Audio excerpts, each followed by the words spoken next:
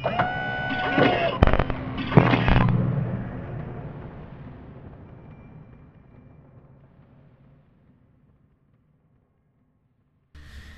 morning, it's the Lou Collins Radio Show on the Monday, the 5th of June, 2017.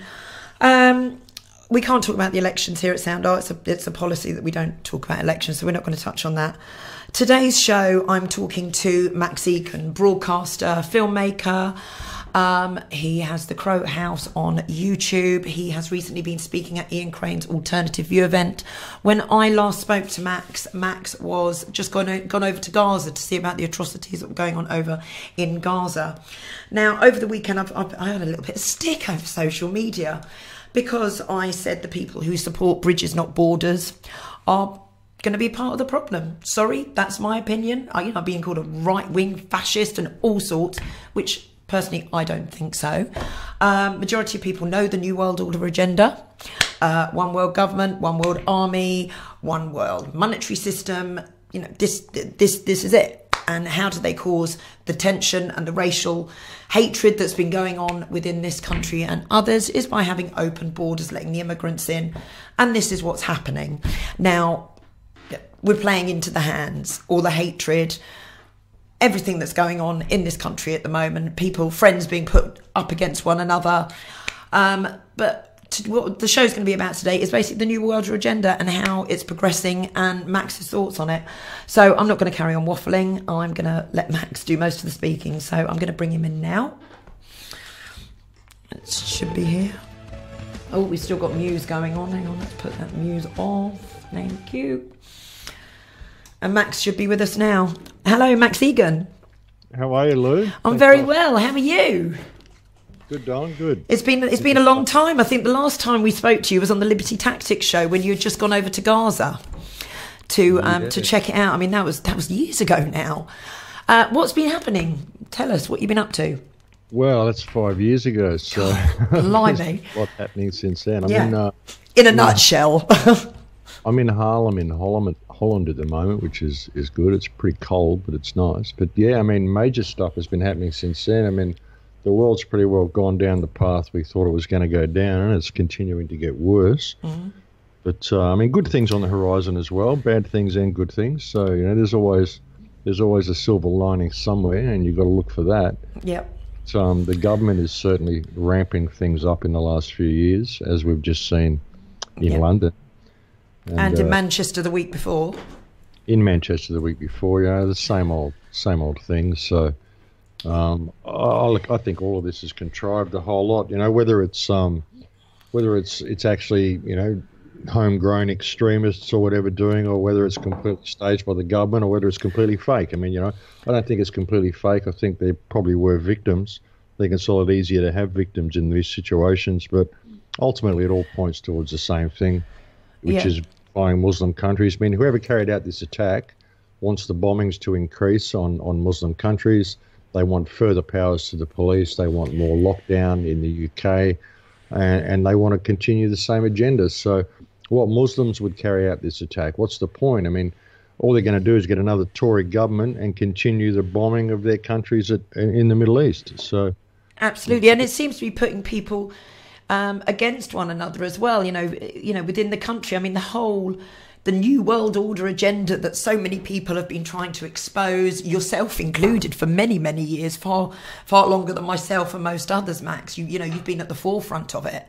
The one world religion, the one world government, and this is how it all starts, doesn't it? Open borders, letting the immigration people come in. This is the whole agenda, isn't it? This will then cause the government to come and get involved and ban all religions, and we'll just have the one religion, we'll have the one monetary fund, we'll have the one world army. Well, this is why they bring all the immigrants into all of these countries to begin with, is so they can. And when they bring immigrants into your countries, into your country, into my country, into all countries, they set them up in their own communities. They don't let them integrate into society. Exactly. And then we go and wage war against these countries, so that when it all turns pear-shaped, and of course they're going to stand up for their country. Of course they are. Yep. That's why they do it this way. And I mean, you would be the same if you were in a Muslim country and absolutely they started British people started coming there, and it'd be the same. Exactly. And you can't blame these immigrants because they want to get away.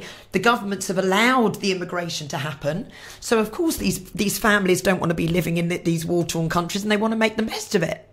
They want to get out, and so they have these open tickets to get into the other countries. So it's all contrived, really, by the powers that be. Well, yeah, and if you look at the way it's been done in Europe, it's all, the problem is that the people that have come in are not refugees, most of them. No.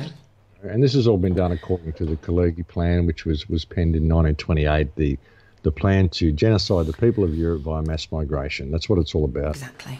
This has been a long-going thing, and it's not being done by the forces that we think it is. I mean, ISIS, for example, this so-called ragtag group of Takfiri extremists or Muslim extremists, they're not Muslims. I mean, they're going and destroying Muslim countries, destroying Muslim infrastructure. They're doing everything they can to promote the war of terror and to promote the bombing of the Middle East. So, who are these guys working for? Every time the and West... who's funding them? These guys go and carry out a bombing somewhere. As soon as the Philippines decided they wanted to break ties with the United States and England and wanted to strengthen ties with Russia, we see these guys go and attack the Philippines. Yeah. So what's that benefit? Exactly. It's the West. It doesn't benefit Muslims. It doesn't benefit anything that these people are supposed to be, their ideologies that they're supposed to be standing up for. It doesn't benefit any of it. It only always benefits the whole Western agenda. So, he's really running this show. What I'd like to do quickly, Max, is a 1-minute clip of Nigel Farage on his radio show back last July. And a Muslim gentleman phoned in, and there's all this. It was all to do with just after Brexit, and then Trump putting in to become president. And there's a very, very short clip. I'm just going to play a little clip, and I'd like your thoughts, Max. So let's just see if this will play. All right. Yes. Supported you, Kit, for the last couple of years, and voted for you. And what you've done is a fantastic job. Thank you. It's probably a lone voice as a Muslim, but I'd like to just say, regarding Trump, I actually agree with what he's doing, and I would agree with him banning immigration for Muslims for the next 5 years of what he wants to do. You might not hear at your end, Max. Sorry. Absurd to you, but at the end of the day, Trump is he wants to do what people like Cameron and I think May will do either, is look after his own people. He wants to put his country first and his people first. So if that means banning Muslims, all Muslims, even though a small percentages of those Muslims are Islamic extremists, he's doing what he feels is right. And he's actually, because at the end of the day, the US have a lot more problems than Islamic extremism. They've got the racial tensions between black people and white police. They've got the gun laws, which will never go away. You're going to have the shootings in the schools, etc. So what Trump is doing is great. As I've grown up in this country, I've been born in the early 70s. My parents came from Bangladesh in the early 70s, and they came in and they integrated. There wasn't any mosques around the corner. We integrated. Nowadays, we are being given, well, the people who have come here, the Muslims who have come here, you don't have to integrate. You've got my mum's worked for the NHS for the last 30 years. She's an interpreter. She interprets different languages to English. Now, back in the 80s when she started, there was a team of 2. There's a team of God knows how many now, and they've got agency work. So basically, you can come here. You don't have to integrate. You can do what you like, and people on the left side, they think they're supporting us. They think no, it's not all Muslims, it's not all Muslims. But at the end of the day, they're making life hell for us, because the people like these Chowdhuries, they should be kicked out. They should be. I know we keep on talking about human rights, but what about our human rights? What about the 84 people who died? Their human rights? Well, basically, Max, you may not have picked it up, but it was a Muslim gentleman phoning up LBC saying that he agreed with Trump with the travel ban when he came over to the United Kingdom back in the late 70s. Him and his family had to integrate with society. But now, because of our governments and kind of the left wing side, that the mosques in every single town, people coming into this country don't need to integrate with society. They can just stay within their things. They can go to these mosques where there are extremists, within those mosques, teaching the hate. And he's basically, he was basically agreeing with what Trump wanted to do there with the travel ban, just to check people out. And he was really just that basically what he was saying. He said, if we had to come to the country and we had to integrate with the British way of life, but now over the course of the years that doesn't need to happen. Yeah, that's the problem, is that there's no integration, And I don't think Trump's travel ban was about that. I mean, I don't trust Trump. I trust Trump about as far as I can throw a submarine. But I think what he was testing the waters with the Department of Homeland Security, I think there was a whole political play going on there. Yeah. What about your thoughts on Hillary, though? What were your thoughts on Hillary Clinton? She's a career criminal. Yeah. Was he not the better of the two? The less. Well, no, absolutely not. But it's the same agenda. It doesn't make any difference. I mean, Trump's got stuff through that Hillary Clinton couldn't have got through as quickly as Trump has. Yeah.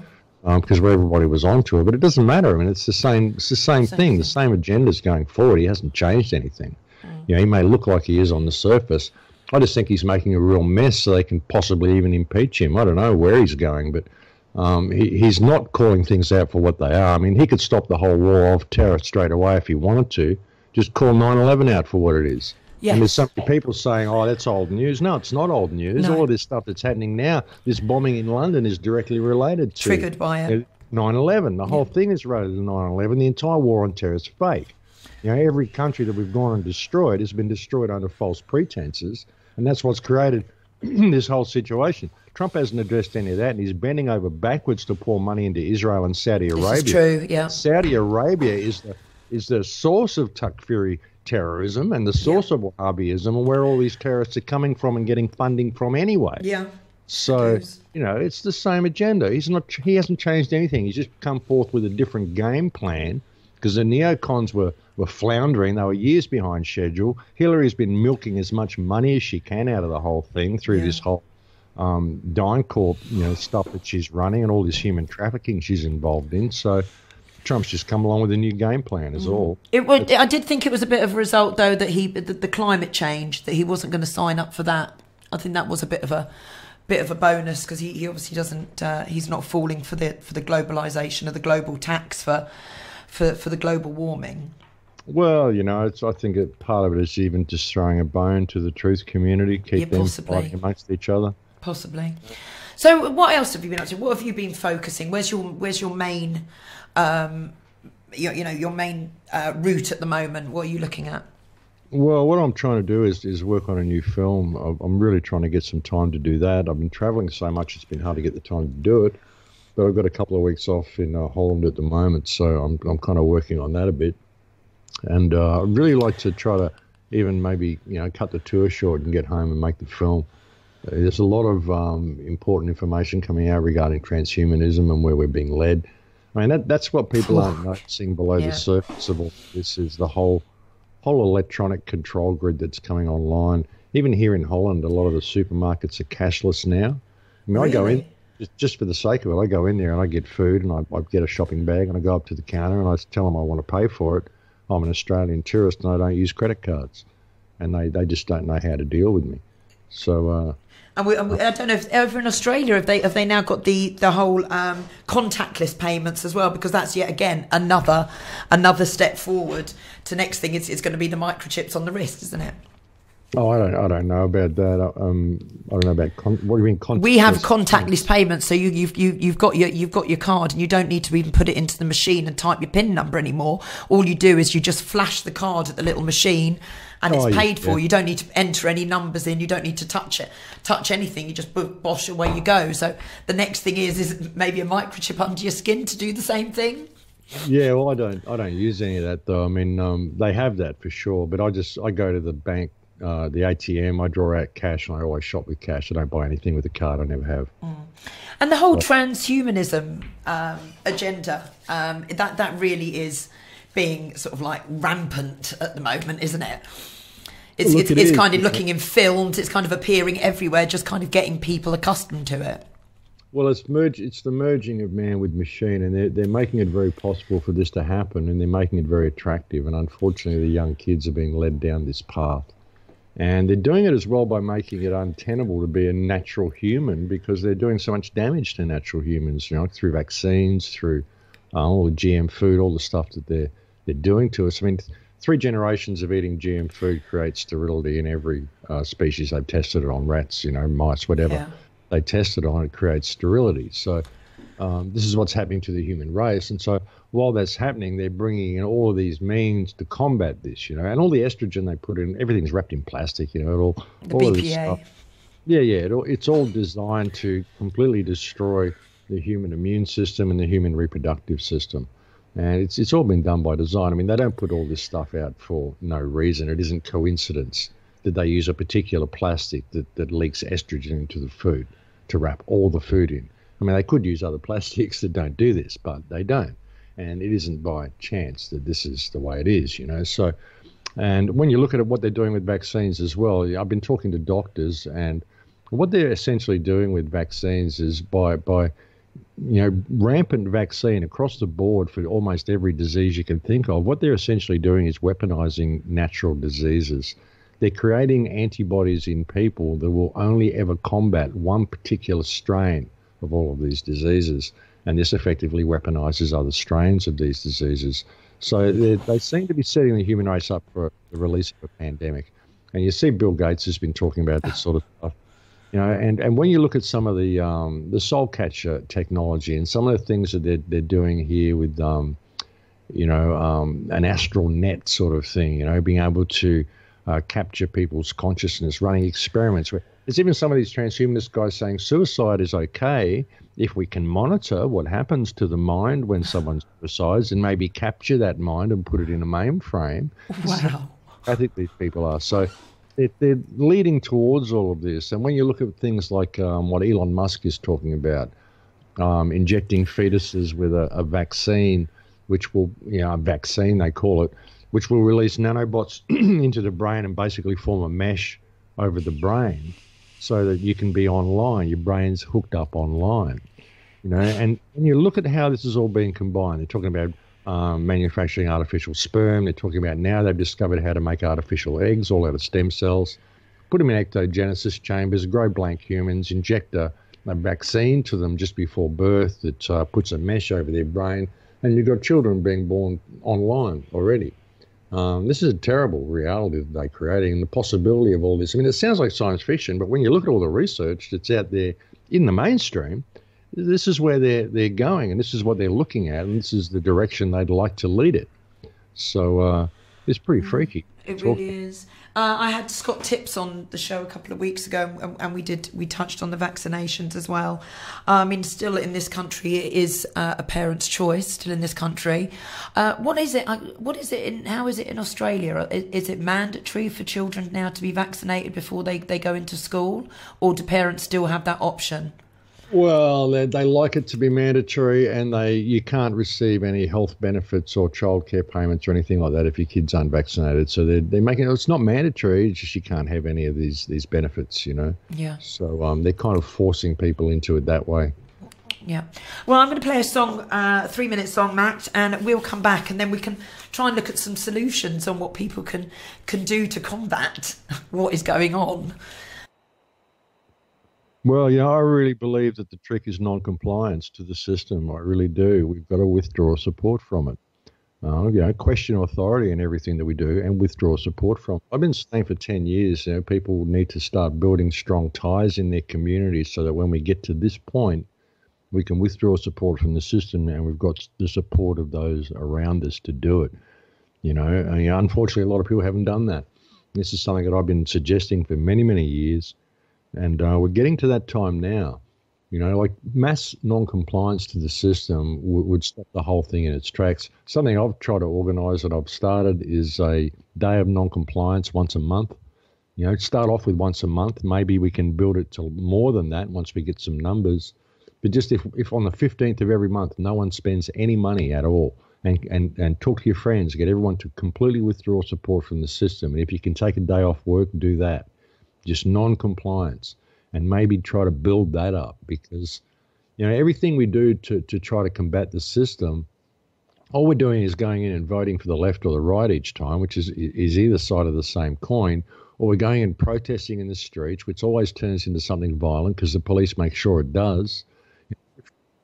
Exactly, Yeah, you get corralled into these little areas where the police lock you down, or you all march to some big podium in town and someone gets up and says a few words, and then you all go home and nothing happens, nothing changes. Even with the Occupy movement, Occupy Wall Street, that was great. All those people there in solidarity, but they had no direction. No. They don't realise that we already occupy the entire earth. We just don't occupy ourselves. And if we were to stay home and simply withdraw support from the system, what's anyone going to do? They can't do a thing. People need to stop shopping with credit cards, stop using all this cashless rubbish, throw their mobile phones away. And I know that's going to be a really hard one for people to do, but that's something that they need to do. Get rid of your mobile phones, stop using all these apps and all this rubbish. I see people walking around here, even in Amsterdam and in Holland, I see people walking around in these beautiful cities and they're looking at their phones. They're not even seeing the city around them. They're just looking at the map on their phone, looking where they're going. Then they glance up and look at a building as they walk past occasionally. It's ridiculous, We're being led into this whole digital world. And a lot of this stuff that's going on, all this terrorism, all this lockdown that's happening is to distract us from that, to distract us from where we're actually being led, what's happening on the ground right in front of us, right under our noses. We're being led into this digital control grid, this cashless society, and nobody's paying any attention. And all this terrorism, all this shit, it's all staged by government. All of it is staged by government. Of course it is. Government have killed 262 million people in the last century, 262 of their own people, 262 million of their own people have been killed by governments in the last century, last 100 years. It's a leading cause of death pretty well. So, people need to pay attention to this. Terrorism is a commonly used method by government. And there's so many weird things going on with this London Bridge thing. Did you see that video of the cops getting changed on the side of the road? What was that all? I haven't. Somebody put it up on my Facebook page last night, but I haven't seen it. And I know there's been massive debates going on. Someone's put there, look, there was a guy lying on the road in battle fatigues in camo pants. It doesn't look like the same guy as the cop that was getting changed. But what's the story with cops getting changed on the side of the road? Like cops in their underpants putting on overalls and putting on camo pants and stuff. I've never seen activity like this. I mean, in the middle of a terror attack, you stop and get changed. This is really strange activity. I don't know what's going on with that, but I don't think it's the same guy that was lying on the side of the road. I mean, it's different light. It's hard to tell, but I think that's taking it a little bit too far. I mean, we saw the Boston bombings. There was a lot when with the Boston Marathon, there was a lot of questions to be asked during that. As I say, I haven't looked into it. The London thing too much is there was people. I reckon there was probably people killed in London, but the Boston Marathon looked like it was obviously staged. It really did. Same with Sandy Hook. I mean, that looked like they were obviously staged. But because of that, everyone's saying now everything's staged and everything's a hoax. And I don't think that's always the case. I really don't. I think it's a lot easier for them to kill people, and they don't care about people. They don't care how many people they kill to pull off some stunt to get new legislation through or whatever, So it's a lot easier for them to be victims. But there's a lot wrong with this whole London thing. There's a tweet that came out early apparently as well. I mean, I don't know. But someone's saying they tweeted it early, which seems to be the case in a lot of these. Yes, it does. There was Facebook pages with Sandy Hook, wasn't there, that was set up before. Why would they do this? Just to fuel the conspiracy community or what? I mean, there's so many weird questions about it. I also got a message from someone who had friends on the bridge, and they said they left early because there was a massive police presence on the bridge before the attack. So... And as I said, you've got to look at who benefits. Who benefits from the attack? I mean, this is going to ensure that a Tory government stays in, which is going to ensure that the war on the Middle East continues. Yep. It's going to project more hatred towards Muslims, which ensures that there's more animosity towards brown people in general in the Middle East. So it's going to give more laws to the police, more powers to the police, allow the government to bring in new legislation. So who benefits from this attack? Yeah, exactly. Whoever carried out this attack plays right into the hands of the Tory government. And then you see Theresa May saying, "Oh, we've got to possibly cancel the election, or at least cancel any more campaigning." And just while they're losing ground, they cancel campaigning. Right after Manchester again, cancelled campaigning, threats to stop the election, and then they stopped that and said, "Oh, we'll just cancel campaigning," and now they've said it again. So who benefits from all this?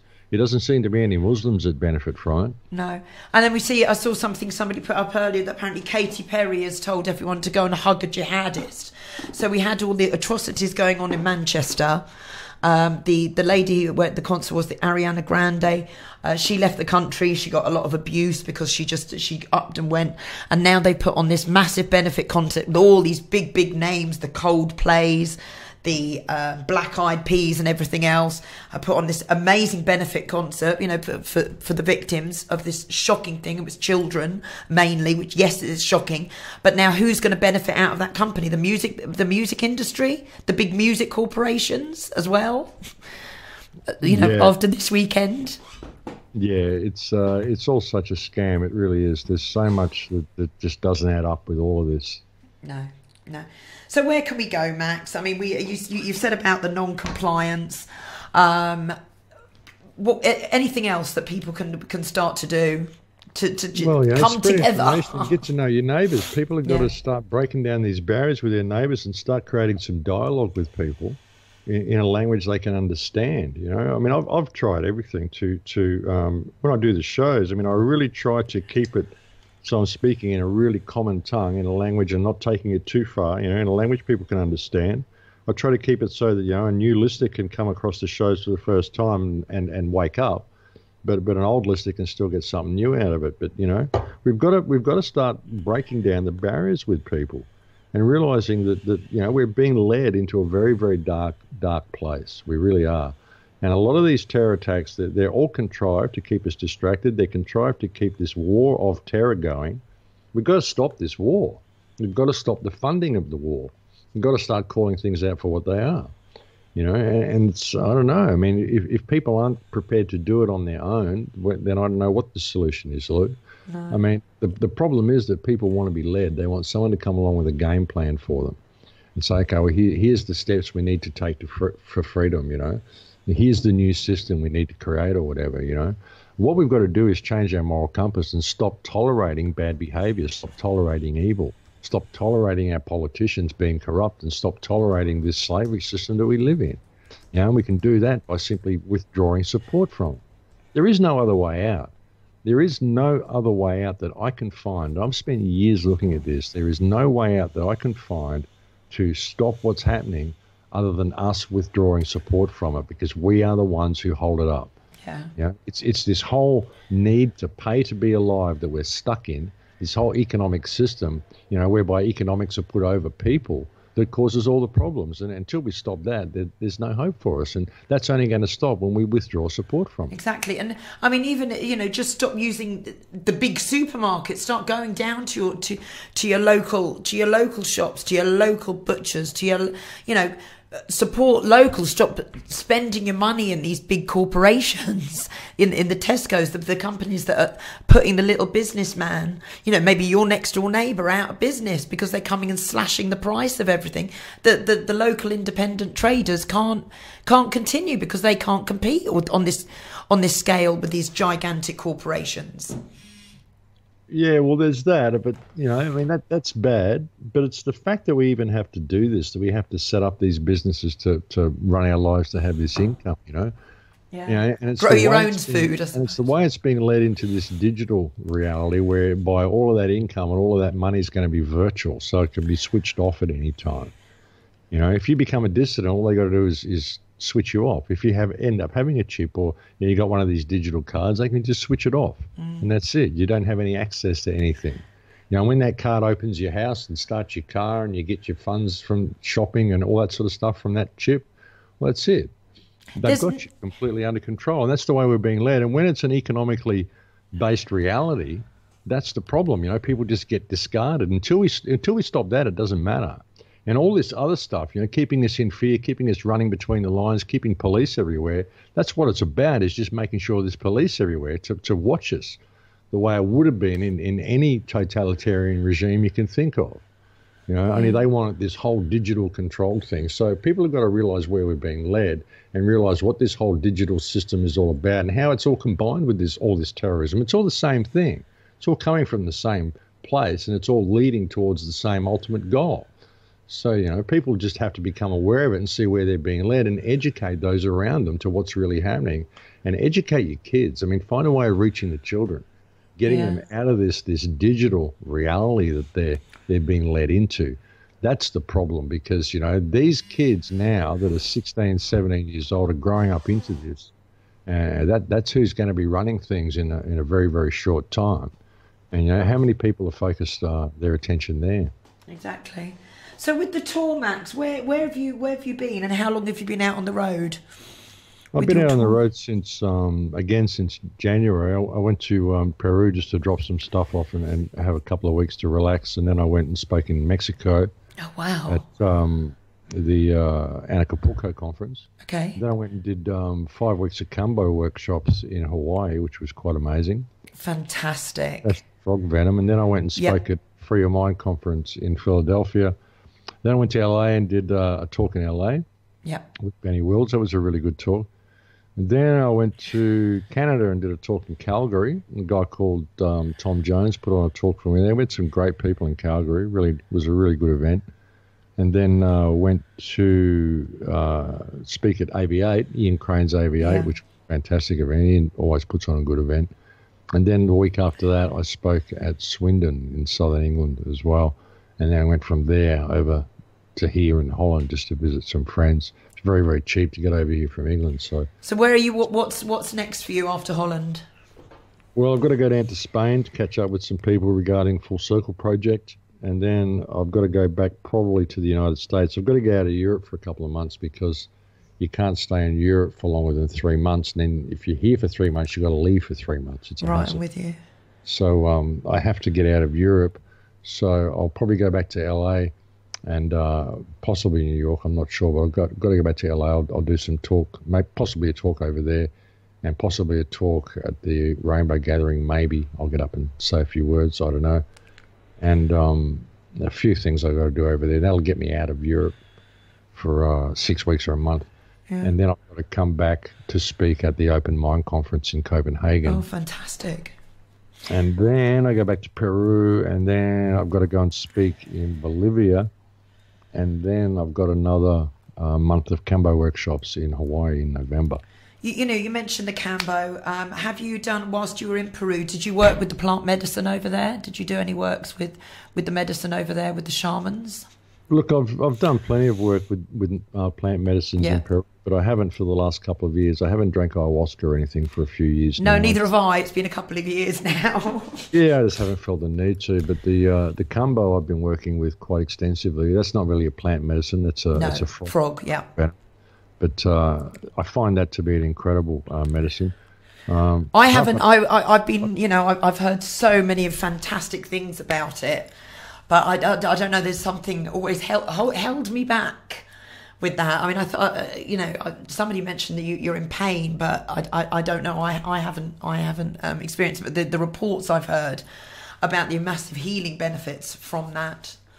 Well, it's not really painful. It's uncomfortable. I mean, you feel like you've been poisoned because you have. So, you kind of feel like you've been bitten by a snake or something. And you get quite ill. It's quite a horrendous experience, but it's over quite quickly, 20 minutes or 40 minutes and it's over. And the healing is quite profound.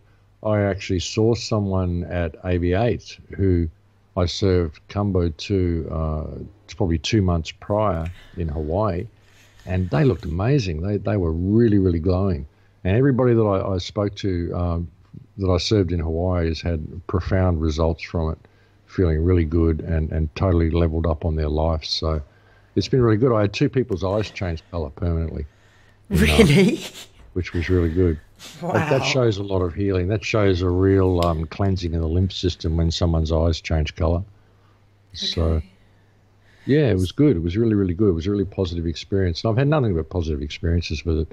I've kind of developed a really good relationship with Cambo. Yeah, because it's how is it in Europe? Is it illegal over in Europe? Well, you can. No, it's not. It's legal everywhere. Oh, it is fantastic. Yeah, it's nothing illegal about it. I mean, it doesn't give you visions or anything, although you can. There was one of the patients in Hawaii set up and had visions for the whole experience. Yeah. I mean, people can have visionary experiences on it, but it's not really about that. It's about Healing. Cleansing. Yeah. Really, really deep cleansing. So yeah, I've found it to be incredibly beneficial. I had such incredible healing from it when I first used it that it's the first medicine that I'd ever been called to learn how to serve to help heal other people, because it was just so profound what it did for me. Yeah. I mean, now, because it is healing people, no doubt there will be something to come in and restrict people from using it if it is actually helping people. As we know, can the pharmaceutical companies get anything out of it? And if they're not, well, we better put a ban on it. Yeah, well, screw the pharmaceutical companies. This is just the thing. All these the people have got to lose this belief that anybody has a right of ownership over them. They really do. I mean, that's what the government does. It tricks people into believing that it has a right of ownership over them. And the government doesn't have a right of ownership over you. The government are your employees. And everything these people are doing is abuse of office, all of it. And they get away with it because we don't call it. If they choose to ban these things, they need to show cause why they shouldn't be held in abuse of office. Even for banning cannabis, I think the banning of cannabis is a crime against humanity. And any politician that supports it should be removed from office and charged with crimes against humanity. It was banned under false pretenses. It's a really healing plant. I've cured many people of cancers, terminal cancers, using cannabis. So, this is the sort of attitude we need to have. It's the same with a friend of mine who's been someone's actually built a free energy device. I've been looking at a crew in London that have developed a free energy device, and it's quite amazing. It's actually Sacha Stone, and for all the bad press Sacha gets, I've just spent a few days with him and his mother and a few people around him. I was really impressed with what I saw. I really was. And this free energy device looks quite amazing.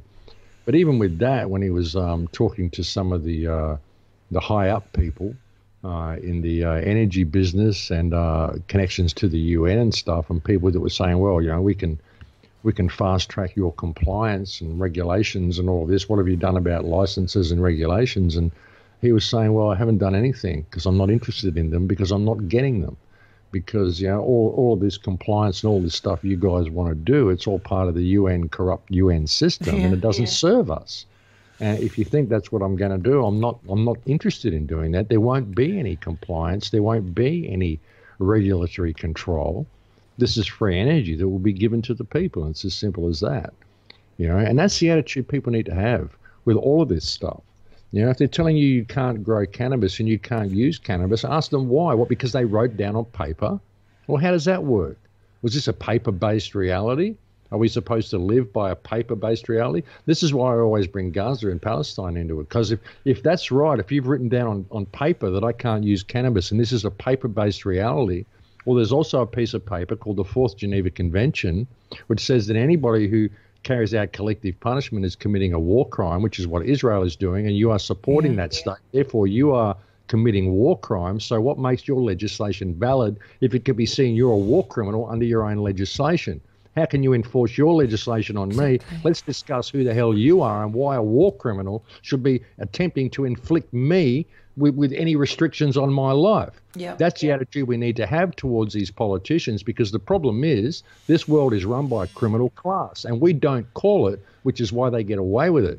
We pander to them, we vote left or vote right or do this or do that or petition them, rather than facing the fact that the world is run by a criminal cacistocracy, the worst people, the worst scum of the earth, who are waging war and destroying this earth and fracking and doing everything they can, carrying out all these terror attacks, employing police and training them to be brutal and inflict themselves upon the people rather than protect the people. All of this shit happens because we tolerate it. We don't question it because we think we're little people, and we've forgotten that government are our employees. They are not our rulers. Screw these people. They are criminals, and we need to call it out, and we need to stand together to do it. So if people aren't prepared to do that and change their moral compass and stand up for what is right, then there is no solution. Well, they're responsible, aren't they? They are responsible for it. They can't. Because there isn't one if they're not prepared to implement it themselves.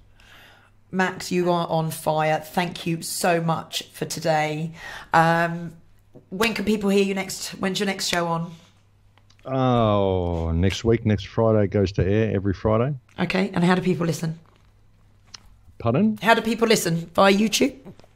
Yeah, via YouTube. It goes out on the radio as well. Sorry for the rant, but No, that's perfect. It's exactly how you've said exactly how I feel, Max, and that's why I want to end on that note, because you're spot on. You're completely spot on. Well, that's exactly how I feel, though, and that's what needs to be implemented. So, and people need to take responsibility for where we are. You can get it on my website, thecrowhouse.com. It goes to YouTube as well, or you can listen to it on the American Voice Radio across America every Friday night. Yeah, but people do need to start taking. They are responsible. We've allowed this to happen, and we can't sit back and moan if we continue to happen. We play into the hands. Exactly. Max All right, Igan, Lou, thanks for thank you asking so much. We'll speak again soon. Take care. All right, darling. Cheers, Bye-bye. Max. Bye. Wow, Max on fire today. So that's it. We have loads of messages, and obviously we're on Sound Art. Some of the views with the guests aren't the views of Sound Art. I just need to make that perfectly clear. That's it for today. My mic wasn't on earlier after I played the Axemen, 4-piece band from Paignton, playing next in July. I'm going to play out with their final song. Not their final song, but one of their songs to end the show with. I'll be back next week live at 11. Don't know who we'll have on yet. We'll just have to see what progresses through the next week. And then we can carry on. So yeah, as I say, they Axemen are playing at the Cork and Bottle in Paignton down here in Torbay on the 15th of July at 8:00 in the evening, and I'm going to play out with them now. So we're going to play out with Seek and Destroy by Axemen. Thank you so much. The podcast will be up later on. Thank you so much for Sound Art for having me. So this is Seek and Destroy by the Axemen, and they've got a Facebook page. Have a look, Axemen.